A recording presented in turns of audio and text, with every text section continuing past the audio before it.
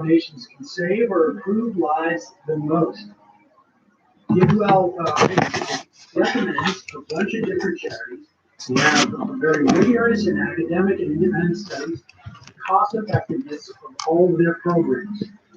Giving to the right charity can be tricky. You don't want your money to go to fly-by nights or to places that really don't have a big impact. GiveWell is a one-stop place to determine how they're spending their money, how effective it is, what the ratios are, et cetera, et cetera. GiveWell dedicates over 20,000 hours a year to researching charitable organizations and handpick a few of the most high-impact, evidence-based charities. Like I said, 50,000 donors have given almost $750 million. These donations have saved over 75,000 lives and improved the lives of millions more. And here's the best part. GiveWell is free. It's totally free. And GiveWell doesn't take a cut from your donation. They allocate your tax-deductible donation to the charities that you choose. Plus, they publish all of their research online at their site, totally for free. For me, I discovered Give Directly. I don't think it's related to GiveWell. And all the research that we saw over the course of COVID, I think I had seen studies do this in the past, but the best way to help people, the most efficient use of your money, is you give the money to them directly. And that's what Give Directly does. There's other charities on there that are great too, but this one really struck me. I had no idea it was out there. When I found it, it was become one of my go-to charities. Give Directly. You can find that at GiveWell.org.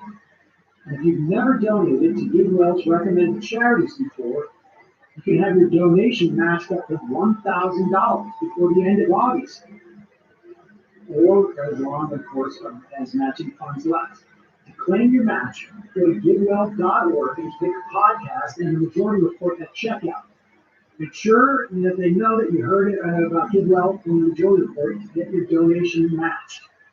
It's going to run out at the end of August. So if you want to double your impact, now is the time to do it. GiveWell.org. Also, we're living in an era where folks have a lot of on-demand needs and desires. One click, that's what I like to do. I want something, I like one click. Well, if you're a business out there, understand what I just articulated is what your customers want. Customers have grown to expect a simpler way of doing business no matter what the product is. So I have more than 90,000 local businesses of all sizes have turned to Podium. Doesn't matter whether you have one location or 1,000 locations, Podium can help you stay ahead. Podium makes doing business as easy as sending a text. All your employees can text from a single inbox, offering a smoother experience for all your customers. Doesn't matter whether you're answering questions, whether you're collecting reviews, scheduling appointments and deliveries, or dealing with payment collection. All you have to do is just send a text. Car dealerships are selling more cars by offering text messaging. One dealer just sold a $50,000 truck in 4 text messages. Retailers are increasing revenue by allowing customers to shop via text message. Many people still want to shop from home. Jeweler just sold a $5,000 ring through text messages and even coordinated curbside pickup with Podium. I can tell you that in dealing with our IT guy from our router situation, I would love it if they had a simpler system rather than the weird, bizarre Byzantine system that they've got okay to.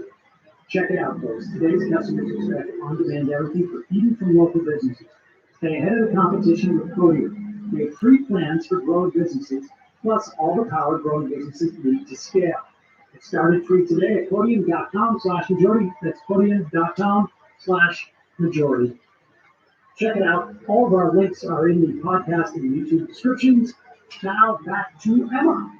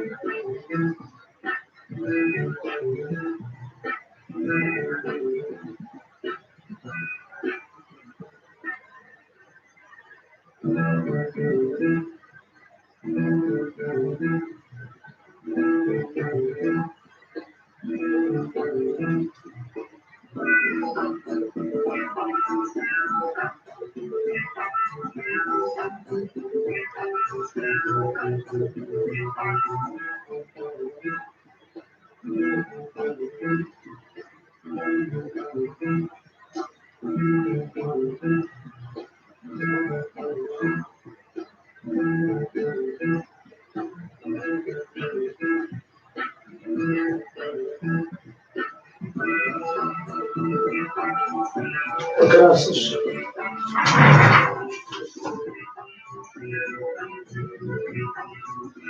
Not being able to get a hold of our guests.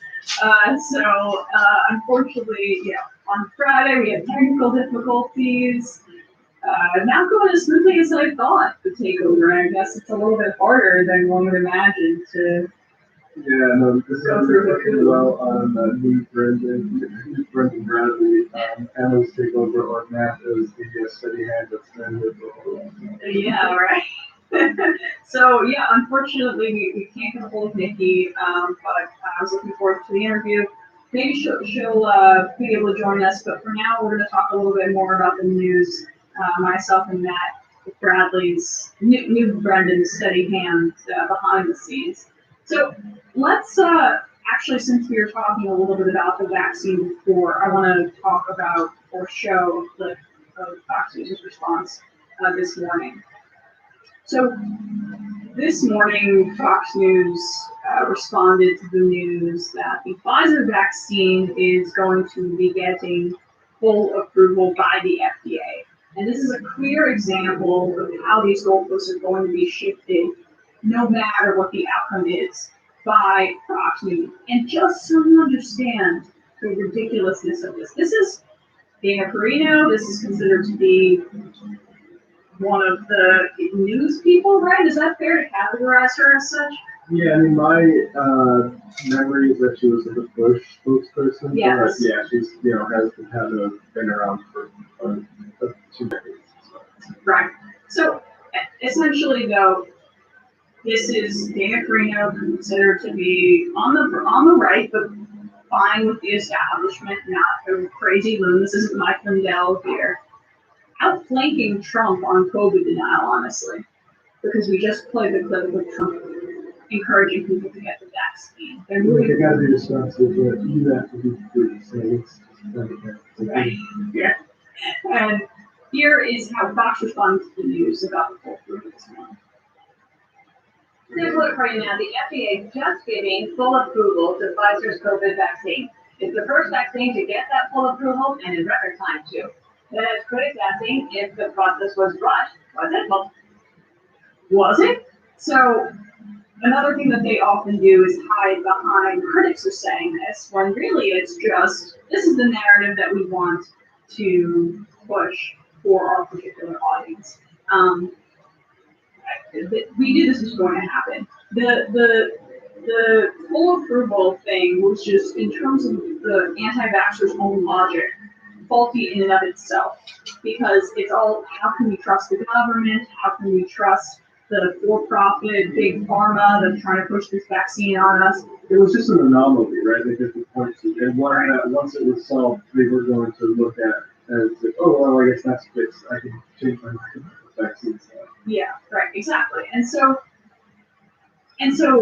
this is going to be what they run with now that it has its full approval. Oh, the full approval was too swift. The full approval happened in a way that I don't necessarily trust. When what the entire thing boils down to is a mistrust of science and institutions, and the fact that the Democrats are in control of the executive branch at this current moment. And it also boils down to, for a lot of evangelical Christians, like this religious pure body thing and trusting in a higher power. So there's a lot of stuff that they're playing into right now, but it's particularly unconscionable when you have the news daytime programming of Fox News more immorally approaching a vaccine conversation than even Trump is at in his current position. Because Trump's like, I don't know, the jab, I get the shot, I got the shot, I want everybody to go back to normal life. I mean, I want you to go back to normal life. And I think a lot of Republican powers that be, I'd imagine he's still talking to people, we're seeing the shift there too, where they're worried about this anti-vaxxer push alienating suburban women, suburbanites throughout the country, people who they still need to court for them to have any electoral success, even though, of course, there might be some backlash, given that Biden's approval rating is falling in the current moment. Yeah, I mean, I'm not convinced that they're playing electorally. I mean, it's pretty outrageous to say that we're playing the pandemic correctly or not. And I think the problem they have is Republicans always appeal to the people that are unaffected by the brutal reality of the systems we have set up. And instead, you just drive people to fear about stuff. But the problem is when the fear is something that they're saying we won't be affected by. And it turns out that all these states have thought, okay, we're going to be done with it. DeSantis made another gamble that he'd just be able to sort of bluff his way through this and then go away on its own and they'll kill off a bunch of people compared to, say, New York, which saw rising cases too, but not a similar rise in deaths, at least not so far. And that's people know the people who died fundamentally. We lost over 500,000 people in this country, and it's crazy to me that we still have this amount of resistance to it, but I think this is and also the data is in, right? Like we've never had such a massive data set of hundreds of millions of people getting the vaccine, and we've had millions and tens of millions of people who've gotten COVID. And we see what the effects of one are and what the effects of the other are. We don't need, I don't even think, the FDA to tell us that. But that's why the emergency use happened. And then we had a big experiment, basically, and it played out quite obviously. But when you train an entire population to look for alternative answers to dominant narratives and be inherently mistrustful of what a consensus of experts say, they're going to find wrinkles in even the largest of experiments and data sets and the most conclusive outcomes of those. Things. So conspiratorial thinking being stoked, of course it has its ramifications, and that's clear in terms of just like pure factual. Yeah, we should also say Mississippi officials warn against using livestock ivermectin to prevent COVID-19 after rise in poison control costs. So that's what another part of this is. It's a miracle. The first one's hydroxychloroquine and now ivermectin. What is an ivermectin? Is it like a dewormer? Yeah, it's like some sort of parasite control thing. So you're cool with taking a dewormer, but not a shot? Off-label use, yeah. Yeah, like, I don't understand where that line is drawn. I guess ivermectin's been around for many decades, not for this particular use, for this novel coronavirus. And then ultimately the cynical way that they play on the like sort of pharma skepticism, as in like, you know, they don't want you to take this horse to whatever drug because it'll cost a whole bunch of money. It's like, Well, it's downstream from the elite critique that Tucker Carlson gave. Exactly, right. It's basically just like take as much as you need, but don't indicate capitalism. Whatever you do. Yeah. And unfortunately, when you have conspiracy theories of that kind, the ones that are most pernicious are the ones that have kernels of truth and skepticism to them. Like, for example, Bush and 9/11. We should be skeptical of the Bush administration and particularly like putting Henry Kissinger on the investigation. Yeah, we should be skeptical of the CIA and the Pentagon and the Bush administration voters because they were clearly just to start a war with Iraq and by any means possible. But that doesn't mean that Bush did that. But the reason maybe people believe in that a little bit more, or it's faded a bit, or at the time it was more widespread, was because of that very kernel of truth there. And here, yeah, Big Pharma is largely an evil enterprise that milks people for profit, but it's really just a function of capitalism, honestly, when you commodify healthcare. But the skepticism towards Big Pharma in this country is warranted. We've essentially milked people of their money in order to pay for their healthcare, and people are resentful of these mega corporations that charge them $400 for necessary diabetes treatment, or whatever the case may be. So that is something that is being very, very cynically weaponized by people who are in the pocket of those very industries, politicians in the pocket of these very industries. And like, Fox News has no problem with Big Pharma. Are you kidding me? It's just the shadow of it that they want to use. If you want to stick it to Big Pharma, you force them to release their patents to the world about these new high-tech vaccines instead of recommending another one of the products people go out and buy. Right? Like that's what part of this is about. That's why I don't want you to know about it. That's why we're asking you to buy something that puts money directly in their pockets. Yeah, I mean, that's the thing is, I think Big Pharma, I want to just stress that for a moment. They have this new technology that has been juiced by government funding that necessitated that, and they want to keep control of it. So that's what we need to open those patents to the world. And so you want to stick it to farmers, you want to farm it, that's where it should be, not take their, raise their veterinaries cow. The issue with that too is because they're not interested in that. They're not interested in that kind of larger scale critique. They want to still engage with capitalism in the same ways that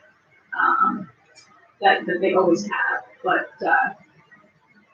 just particularly putting on this cultural critique. It looks like we actually have Nikki, so let's take a quick break and we'll be right back.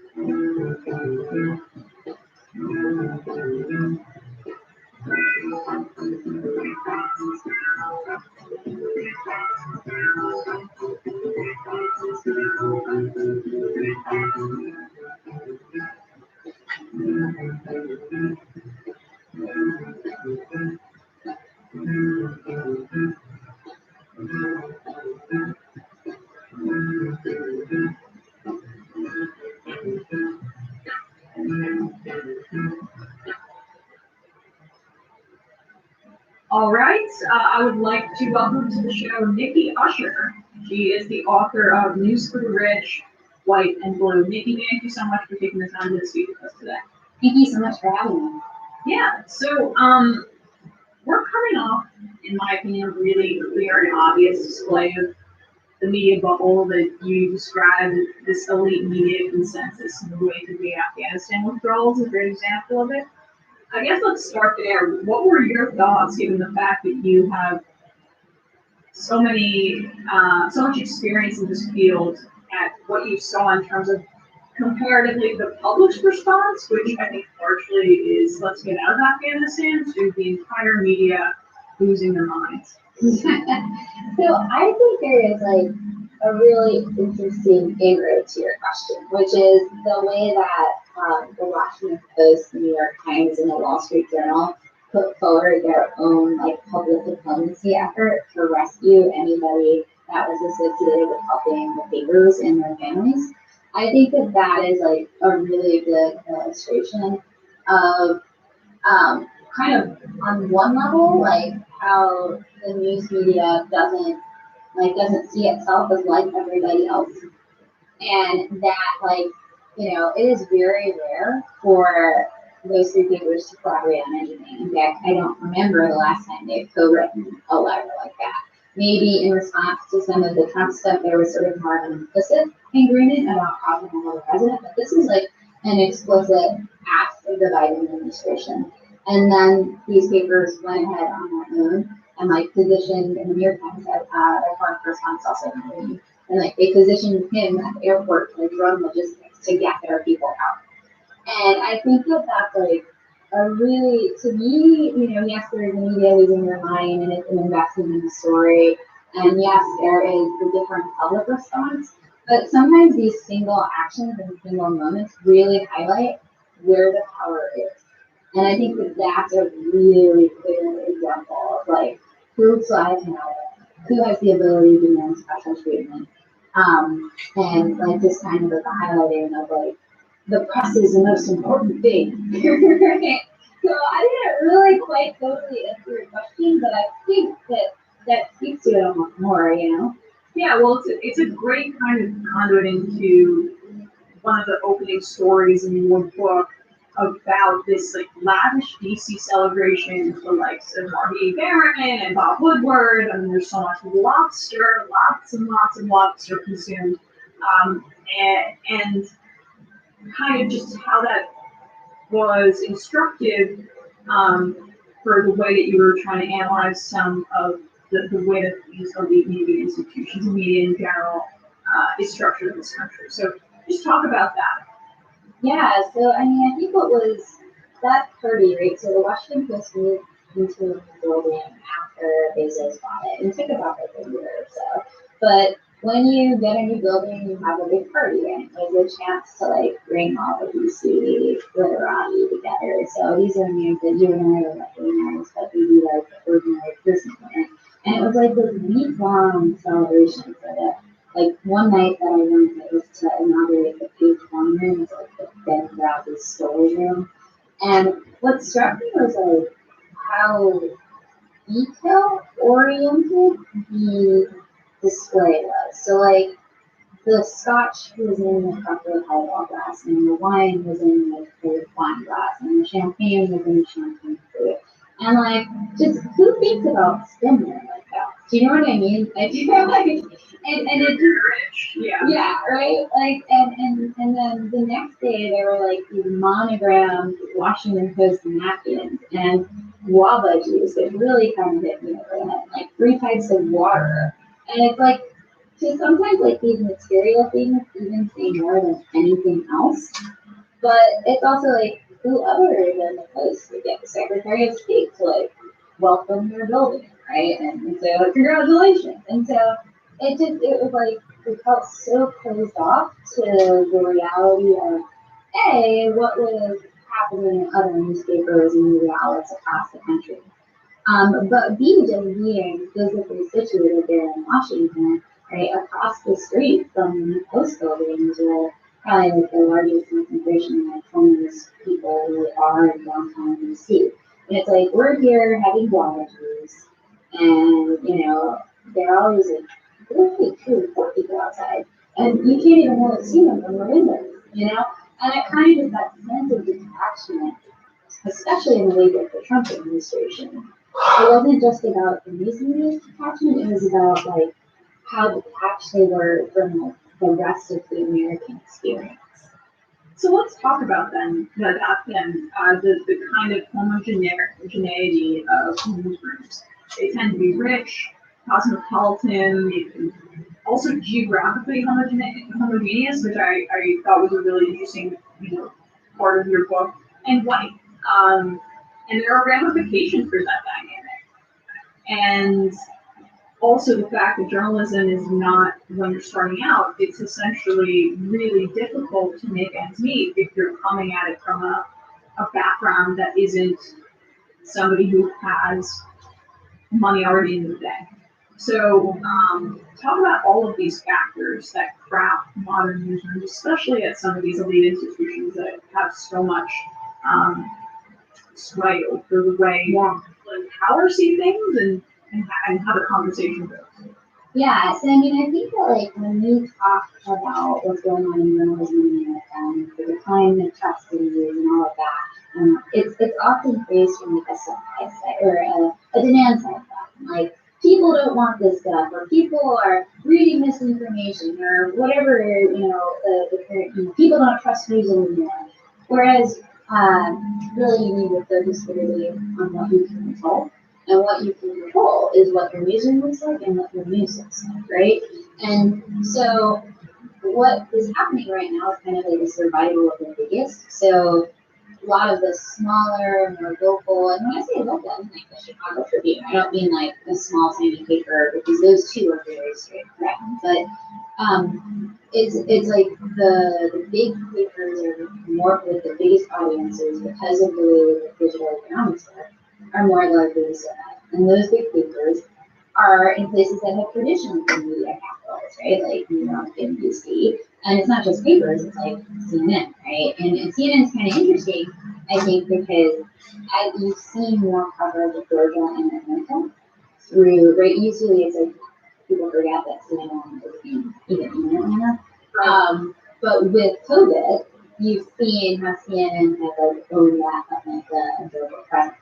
But kind of more to the point around like, who gets to be part of these newsrooms. Well, how do you set yourself up to work at one of the elite national newsrooms in this country? Well, you intern, right?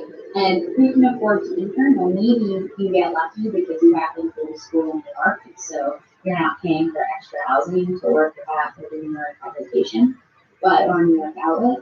But when you think about like how hard it is to just as a student get to one of these big cities, pay rent for the summer, like and then maybe not even get paid for your job, right? Like that unpaid internship circuit or poorly paid internship circuit, just by the nature of the stuff you're just starting out, cuts out huge potentials, right? Just because of the way that is structured.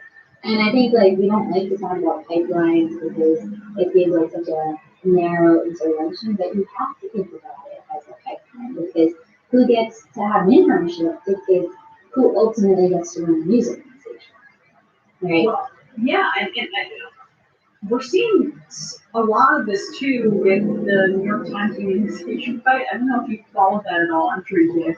But you had big name reporters like Maggie Abrams opposing the unionization fight, and then you have hundreds of people who are working on staff there. Who probably a lot of them, as you say, may already have affluent backgrounds because they're in the room. I mean, that's what's difficult about that is because the majority of people who are in the room are there because they had the advantages to be there. I guess just talk about that particular fight as it fits into your thesis.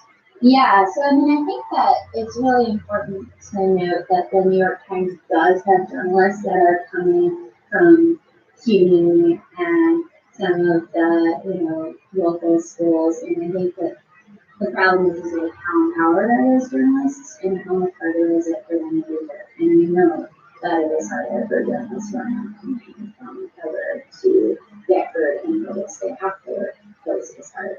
Sometimes patients is hard. Particularly if they're a journalist who is not white. And so I think like with regard to the unionization fight, it's actually a cold fight. And it's a fight that begins with the story of whether digital content is worth as much in terms of labor as sort of content that would run with paper, right? And for the longest time, anybody who was like a strictly New York Times digital employee, because of the way that their contract was structured, got paid less. Just by the virtue of the fact that they're seeing a lot of output is going to be digital first. And obviously that's become incredibly archaic, right? And, the unionization effort itself, I think, reflects larger tensions at the Times, where the Times, on one hand, has a generation of journalists who are, like, who do care about social justice, but they also see themselves as, like, being fact-based journalists, right? And those two coexist with a younger generation of journalists. I absolutely think that's the case. Those are journalists also who don't have the houses in Montclair yet, right? These are journalists who are struggling. Like, you can have like, a backup plan. You can have, know that if you miss a month's rent, maybe you can borrow it from your parents, but that's really different than being able to like build a house like in Europe, right? And so I think that kind of more woke generation of young journalists, one, they don't see any difference between like what their journalism looks like and what that kind of like ultimate way people first meet it is, right? But also like to some degree it's just a culture, like a real culture war almost at the times. And I think if I had to call it, my guess is that when the fair steps down, that choice of who becomes the editor-in-chief is going to tell you a lot about how much that new generation of voices is going to be listened to. It's a really huge decision. So one of the things you wrote about too was kind of the effect that was felt in the 2016 election. And just, some of the issues and the critiques that were laid bare just by the response to that and the things mixed, and also the writing that followed.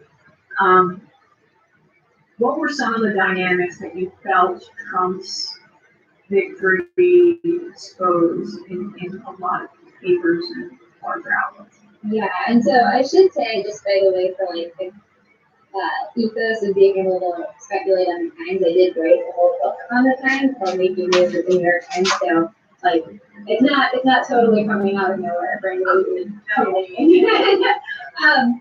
So as far as sort of your question about what 2016 showed us, I think it's what 2016 and 2020 insurance, to be quite honest. Which is that numbers don't tell the whole story, and you can't get the pulse of a country just by polling.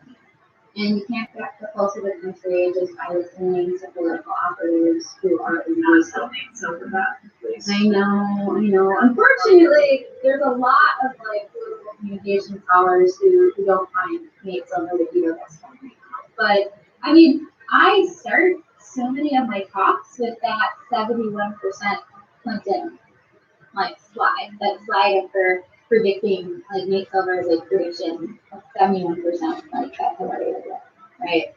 And what happens is for those of us who pay a lot of attention to politics, we think of politics as a game. And I think there's nothing that exemplifies that more than like that New York Times crazy like dial ticker thing. But yeah, that whole thing, right?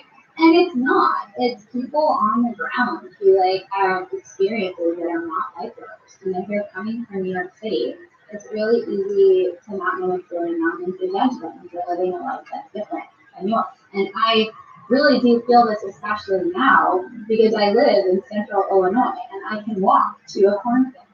And like there's so much geographic disconnection because some of the places that are now referenced as rural America, I've been to, and I know that it's not like that, right? And I know that some of the dynamics are kind of teased out by these road trips on the Trump Safari or like the anti-vax safari. There's very same dynamics and we playing out right in New York, DC, you know? And so I think one of the biggest problems is treating the rest of the country with partnership rather than the rest of the country as it actually exists. And that is a massive mindset that I think requires continual self-examination. So is part of that solution having hubs throughout the country for more of these major papers? You know, I think we saw a really important trend happening when people started delisting like you need to be in DC. There are some journalists in New York, right, like this can be located outside. And I think it's really interesting there are some journalists in national politics. For example, like what does it mean to have a national politics outside of the nation's power, right?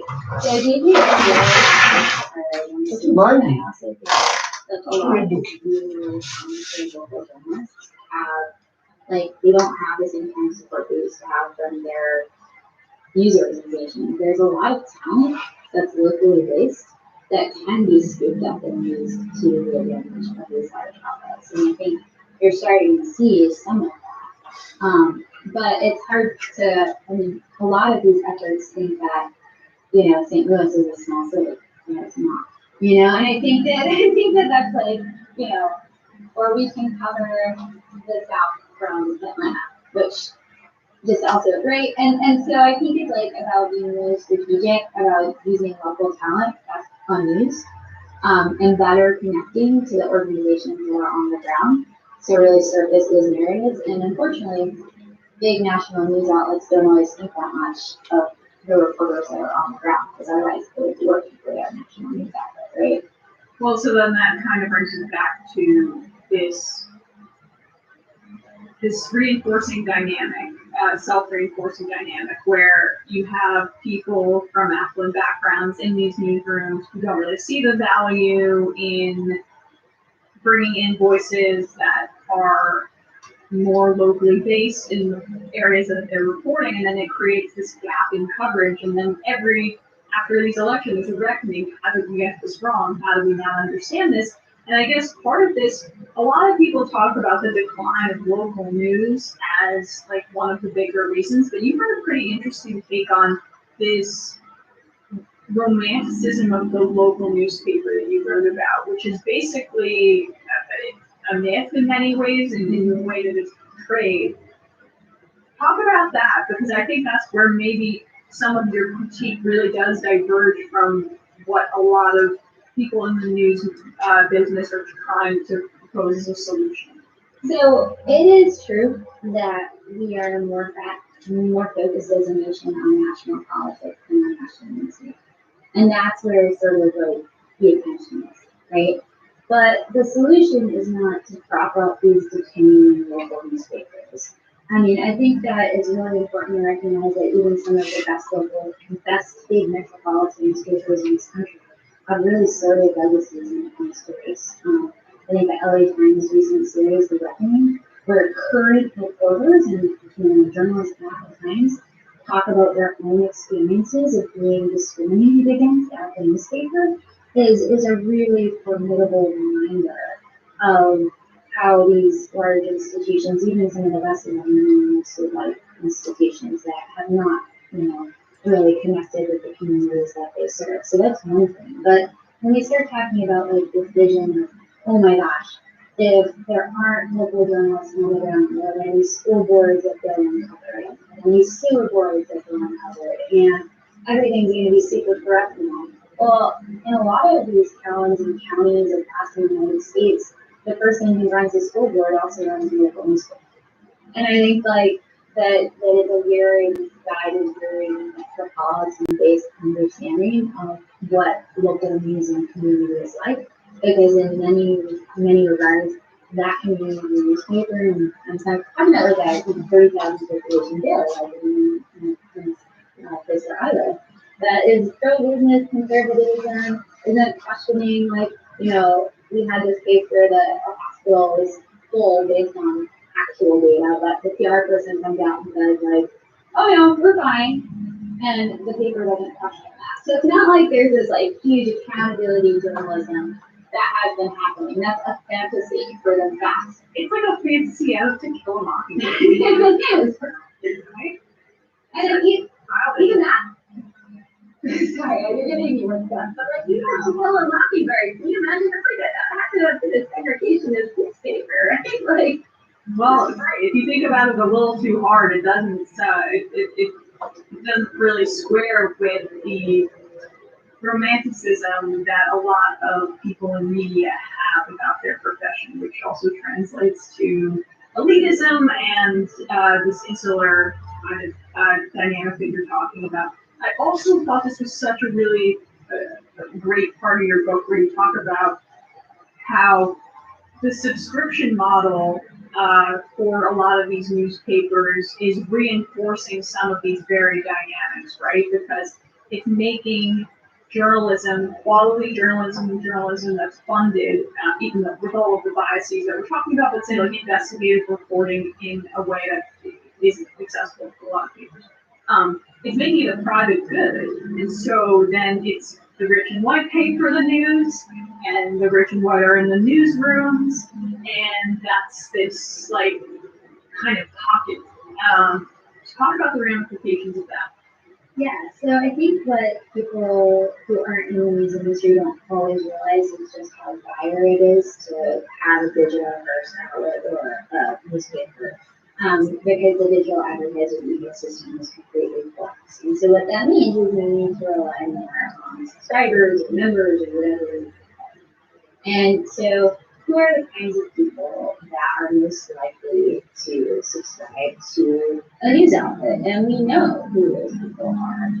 And then we have to really reorient the strategy as a news organization now, not necessarily just, serving advertisers, but really like targeting those people who can and will pay. That changes and distorts coverage that was already distorted, right? And Jack Shafer in Politico the other day, he called it subscriber bait, and I think that that's exactly what's happening. And I also don't want to lose sight of the asymmetric polarization in some of this, right? So that like Republicans and Democrats have very different levels of distrust in the news media. And based on public opinion polling, we know that liberals are just more likely to subscribe to local news. And if they do this, even if it's not very good, it's like a sense of moral obligation, a sense of civic duty. And so I think that changes the contours too. I think we have a much larger conversation about like, is the news media, blah, blah, blah, blah.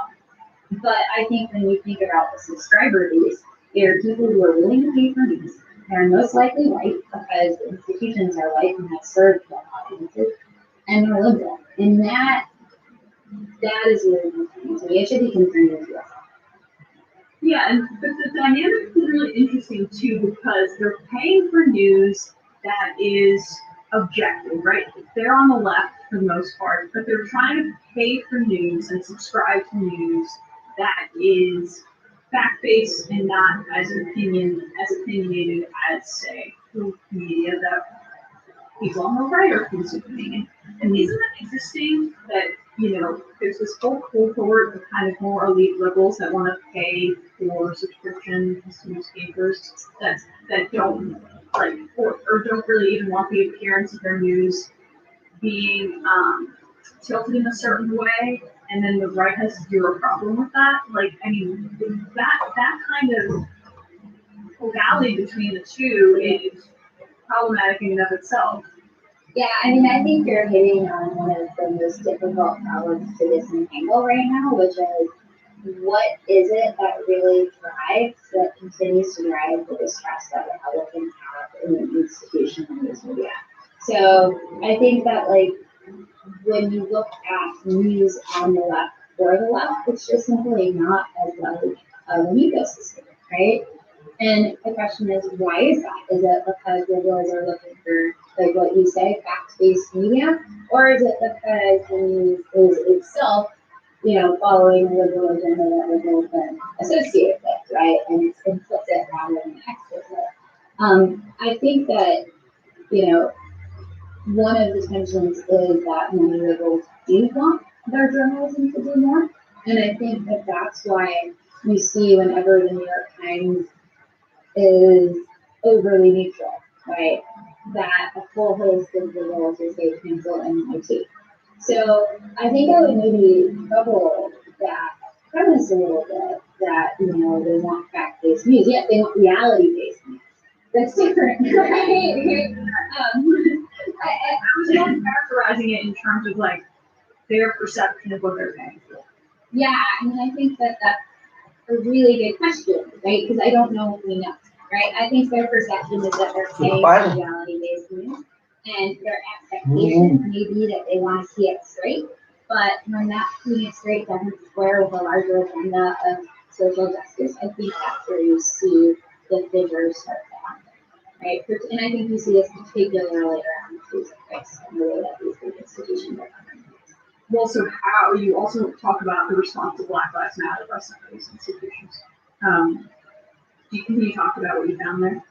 Yeah, I mean, I think that what we're seeing now in journalism is one of the most existential debates that we can see, which is this debate over whether objectivity makes sense at all.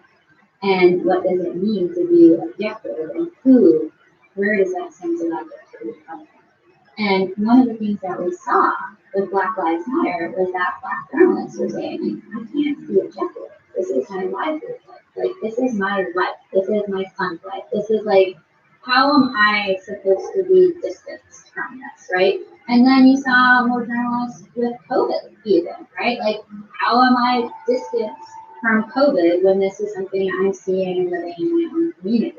And so how do you really reasonably detach an experience of struggle from the experience of trying to cover that book faction? What does that mean? And I think that in the early sort of post-George Floyd moment that we saw, there were some pretty big missteps. I think that the Philadelphia Inquirer published a column header that said, all buildings matter, with like my heart. And with all buildings matter, how did that happen? Philadelphia, like, how did that happen, right? Like, first of all, Philadelphia as a city is still is majority Black at this point. So like, what happened in the newsroom? Nobody thought that like all buildings matter too was like problem, right? And it ended up being a big issue, and the executive editor ended up leaving. The Times published the Tom Cotton op-ed where it called for troops to move into the cities to control Black Lives Matter protests. And like, what was really unusual about that is New York Times journalists actually spoke out about how that wasn't okay. That was not an okay decision at the Times. And usually the dissent at the Times is very muted, right? You don't see it. And so those moments where it breaks out are particularly noteworthy. But news organizations are, the adaptation we saw was AP deciding to tackle by speed and black and giving better guidance on how to define a racist. Do you have to know they're purely racist in their heart to call somebody racist? And the answer is now, no. So those are the kinds of changes we see in institutional journalism response, but the institutions themselves, I think, are not meaningfully responding, not only to the world around them, but to their own journal. Right, and a lot of what I see is not necessarily imbued with any class-based analysis, unfortunately. Like, I feel like, yeah, the capital B, and then we're not really talking more seriously about kind of the institutions that are given credibility or given weight in terms of what's determined to be like an objective fact set for this story, where like it's built on a house of cards, this objective story, because the police that are reporting, giving you these objective facts for your article, that's not objective. The statistics that you're using for this might be skewed in a certain direction. That's not necessarily objective. Like, there's so many layers to what's being reported on that have a faulty foundation that I still feel like is not necessarily being explored. I think you're absolutely right, and I think the cases that we see at most are taking the word for granted with the military and taking the word for granted. So, like, the military industrial complex of like police and military, I think we see this hardcore, and I think that like part of it is, I think it's a badass factor, like especially with the military, these dudes have gone in like this serious, fighting and these big weapons, so they must know what they're talking about. Like that comes to authority. We're driving in more veterans even using them actually. I think, but also with police, it's like that is the thing that you're taught in journalism school or in journalism internship is like you want to know crowd estimate at a protest. Ask the police, but if that protest is a Black Lives Matter protest over police involved murder/shooting, like what's their incentive to give you an actual account, even if they are giving outcomes, right? And so I think, again, we're seeing some responses.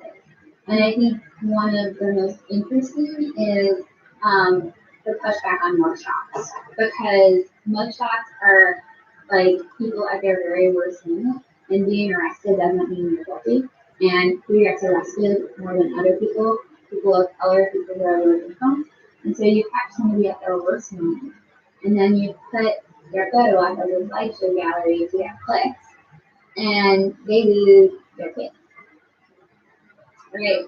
And you're starting to see some news organizations recognize that. So at least there are bones here. Yes. Well, I mean, hopefully that those bones are a bit of a stronger foundation than the one I just described. You know what I mean? Yeah. Whatever's built going forward. But Dr. Nikki Usher, her book is called News for the Rich, White, and Blue. I really appreciate your time today, Nikki. Thank you so much for joining us. Thank you so much for having me. I really appreciate it. All right, folks, we're going to take a quick break, and when we come back, we'll wrap things up. Well, pick up our news.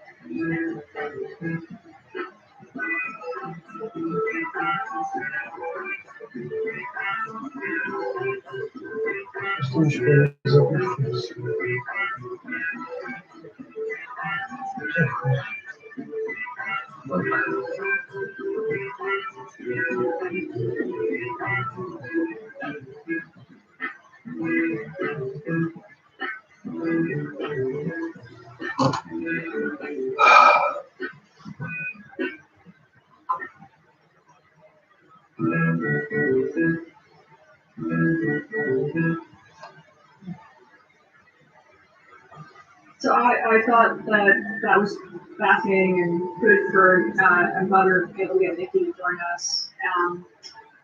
Because I think given last week's news with Afghanistan, particularly with what we've seen over the past few decades about how sources are, especially when it comes to language sources or government sources, are used for specific purposes and can't necessarily be trusted. And so, like, this isn't just to say all of the fake news or whatever. There's still, we go to the Washington Post and New York Times for news of the day on the regular, but there's just substantive differences between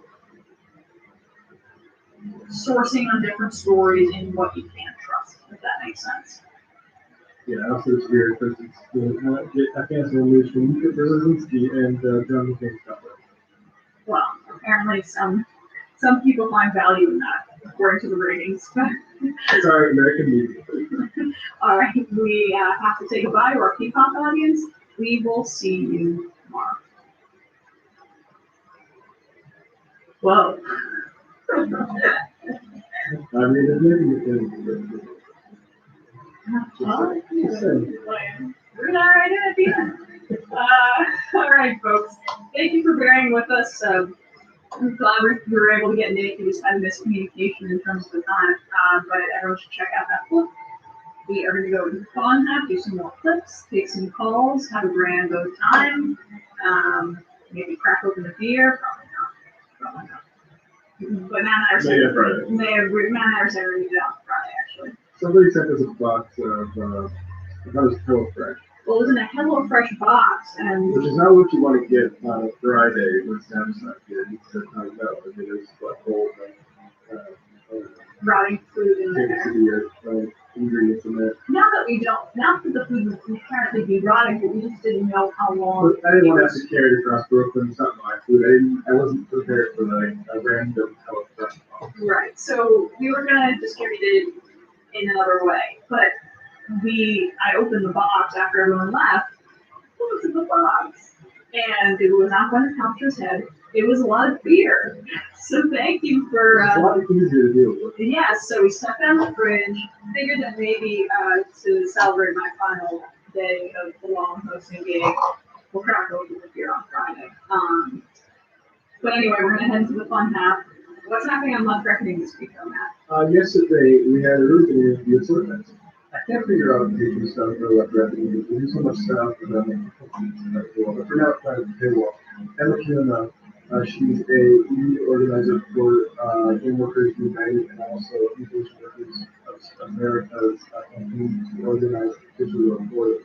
We talked about the activism Blizzard lawsuit, rat voting culture, sort of like harassment, endemic to video games industry, and why unions and not boycotts are the solution. We always hear about like boycott this, boycott that, and of course, in the media, obviously there's a clear model of that working, but when it comes to things like consumer products like video games, the knee-jerk reaction should be to boycotting things, even if the employees are being sort of viewed, which they often are, that's not the solution. We need to just empower those employees.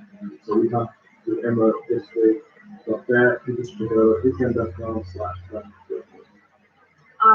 Check out the Nona Key Show, and of course, I'd like to stream Poggers, Hype Train. Well, also go subscribe to Left Direction's YouTube channel. We're already on YouTube. You still do that. Right, news tab. Don't close out of this show. God forbid. No, at least I'm not sure of that. Yeah. I expect you to find with that. Yeah. I would hope. All right, guys. 646-257-3920.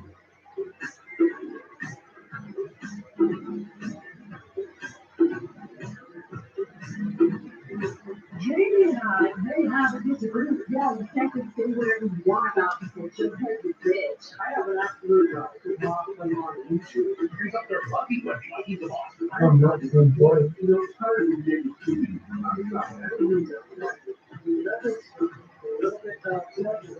Yeah, maybe you should do the thing here. That's it. We're just going to get rid of it. All right. What is doing? Yeah. You feel like you are a dinosaur.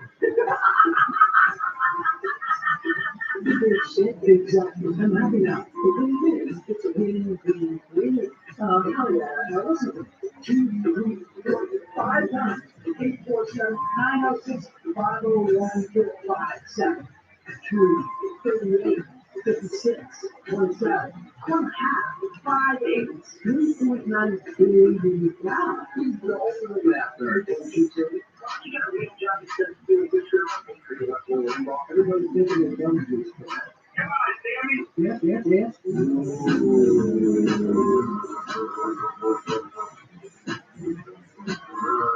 Rainfall.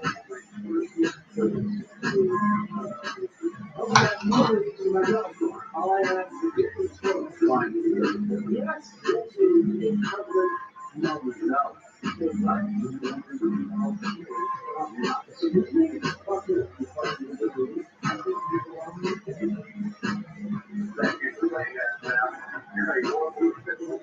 All right, that's it for break.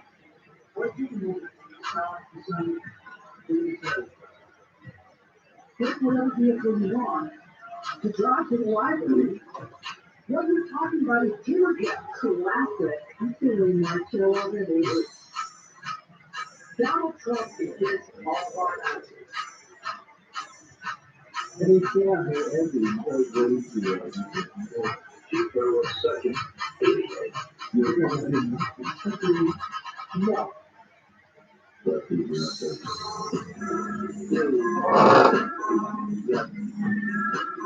Wow.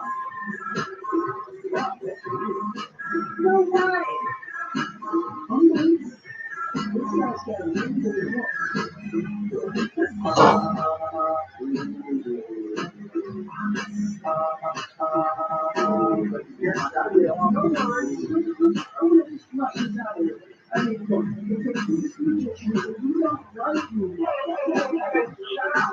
Thank you for calling into the Majority Report. Dan will be with you shortly.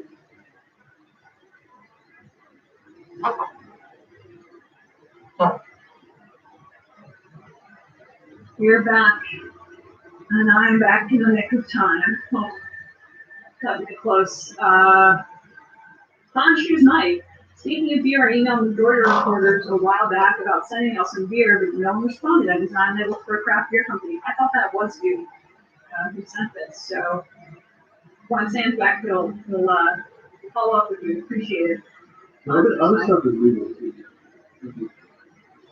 Maybe not to send them mail. Maybe don't encourage. Don't encourage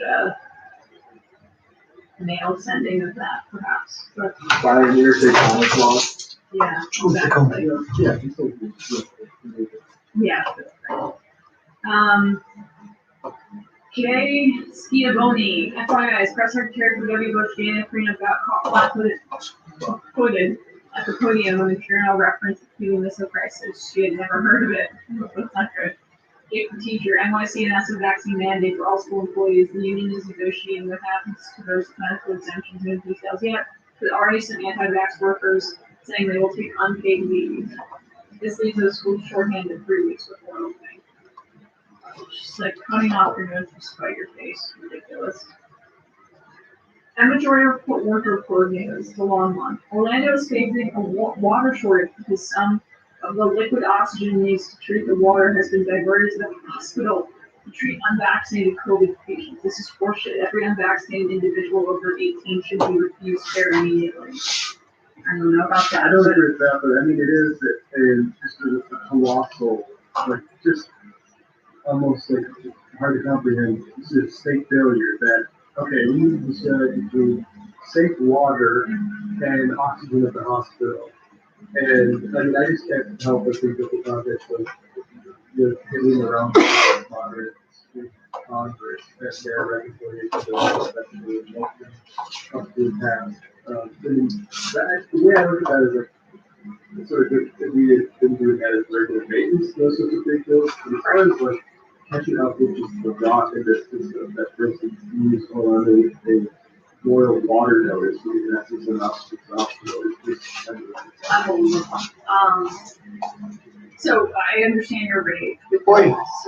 That, I understand this is probably illegal, but then give them the Por que é que o meu pulseiro ainda está a tocar? Não estou a ouvir nada. Não estás a ouvir? Estava a ouvir mal com They eco, said something I didn't like. Será? They went on OAN and E assim? televisões e YouTubes e não sei É o o quê. YouTube, sim, eu estou a filmar e estou a ouvir YouTube. Não, não, não. Espera, calma, estou a pausar. Dá-me um segundo. Mas a gente pode depois entrar em Alverca, não precisamos falar agora. Agora